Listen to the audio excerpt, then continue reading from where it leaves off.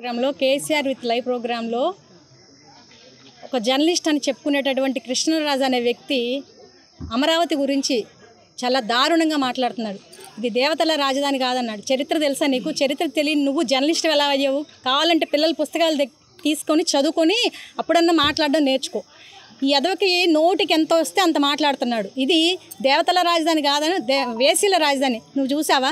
ఇది ఆంధ్రప్రదేశ్ మహిళల్ని చాలా వాళ్ళ యొక్క మనోభావాలు దెబ్బతినే విధంగా ఎంతో కించపరుస్తూ మాట్లాడినటువంటి మాటలు. దీన్ని మేము అమరావతి రైతులుగా తీవ్రంగా ఖండిస్తున్నాం. అదేవిధంగా అతను మాట్లాడిన మాటలు ఒక సాక్షి ఛానల్ యజమాని అయినటువంటి భారతీదేవి ఒక ఆడపుట్టుకు పుట్టి ఇంతవరకు దాని గురించి ఎలాంటి మాటలు మాట్లాడకపోగా దాని మీద ఎటువంటి చర్యలు తీసుకుపోగా ఎంతో సైలెంట్గా ఉన్నది చాలా బాధాకరమైనటువంటి విషయం. ఒకప్పుడు ఆమె మీద తీవ్రమైనటువంటి సోషల్ మీడియాలో అభ్యంతరకరమైన పోస్టులు వస్తే ముందుగా స్పందించి ఒక మహిళ సాటిపాటి మహిళల పట్ల ఇలాంటి వ్యాఖ్యలు అనేది ఎవరు చేయకూడదని ముందుగా స్పందించాం. మరి అలాంటిది ఈరోజు ఆమె కామ్గా ఉందంటే ఏమనుకోవాలి? ఒక మహిళగా ఆమె ఏమన్నా చేయగలుగుతుందా? కాబట్టి దీనికి ఆమె ముందు 24 గంటల్లోగా అతన్ని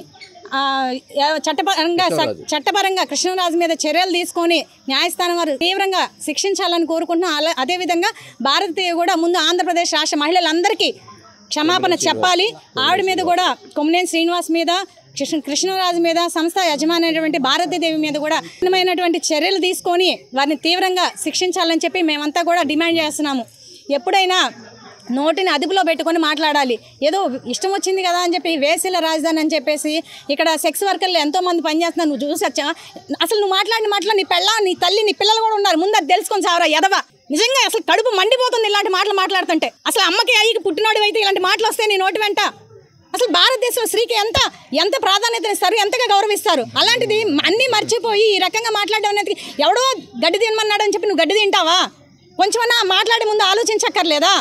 దీన్ని మేము చాలా తీవ్రంగా ఖండిస్తున్నాం. ముందు అతను వెంటనే వచ్చి క్షమాపణ చెప్పాలి. అమరావతి రైతులుగా మాకందరికీ క్షమాపణ చెప్పాలి. వెంటనే మేము ఇక్కడ ఇచ్చినటువంటి పోలీస్ స్టేషన్లో కంప్లైంట్ ఇచ్చినందుకు పోలీసు వారు కూడా చట్టపరంగా శిక్షించి వెంటనే న్యాయస్థానానికి వారికి అప్పచెప్పి తనని తీవ్రంగా శిక్షించాలని మేమంతా డిమాండ్ చేస్తున్నాం.